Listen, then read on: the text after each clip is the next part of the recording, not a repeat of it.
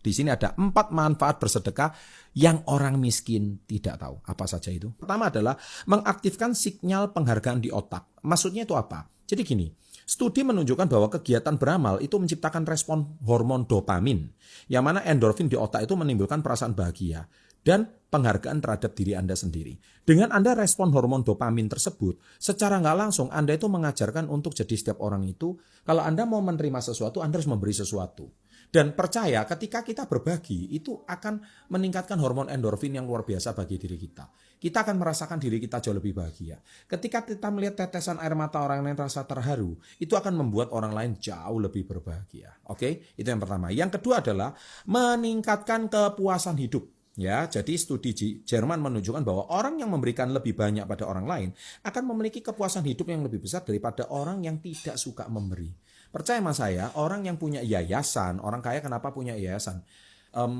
Mereka punya sebuah tempat untuk berbagi. Itu salah satunya karena mereka memang dasarnya senang berbagi. Dan mereka tahu cara kerja hukum alam.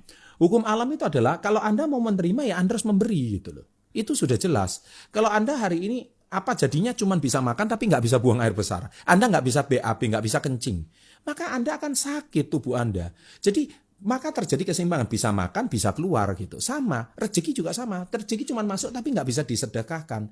Maka tubuh Anda akan jadi nggak balance ya. Nah yang ketiga adalah orang yang gemar bersedekah, yang orang miskin tidak tahu adalah merasa lebih bahagia dan bersyukur. Jadi gini ya, wahai para mental miskin, kalau Anda itu disedekahi sama orang terus, Anda disantuni sama orang terus, dinafkahi sama orang terus, jangan happy-happy kamu. Ya kan? Maka seumur hidup kamu itu mentalnya cuma mental meminta. Maka seumur hidup kamu itu bakal mentalnya itu adalah mental yang mengandalkan rezekinya orang lain terus. Anda bakal mental yang dinafkahi orang terus. Anda adalah mental yang setiap saat selalu berharap belas kasihan orang lain terus. Dan orang kayak gitu tuh sebenarnya orang yang kelihatannya bahagia, tapi justru yang lebih bahagia itu orang yang memberi. Makanya kalau Anda yang suka meminta, Anda nggak cocok nonton channel Success Before 30. Yang ada adalah minta-minta terus sebelum 30, ya kan? Nah, kemudian yang ketiga adalah merasa lebih bahagia dan bersyukur. Karena orang yang suka bersedekah, itu adalah bersedekah akan membuat kita lebih bahagia dan bersyukur. Saya ada bahas di buku Badai Pasti Berlalu. Jangan tunggu kaya baru Anda bersedekah, tapi bersedekahlah Anda semakin kaya. Jangan tunggu terinspirasi baru menulis, tapi menulislah Anda akan terinspirasi.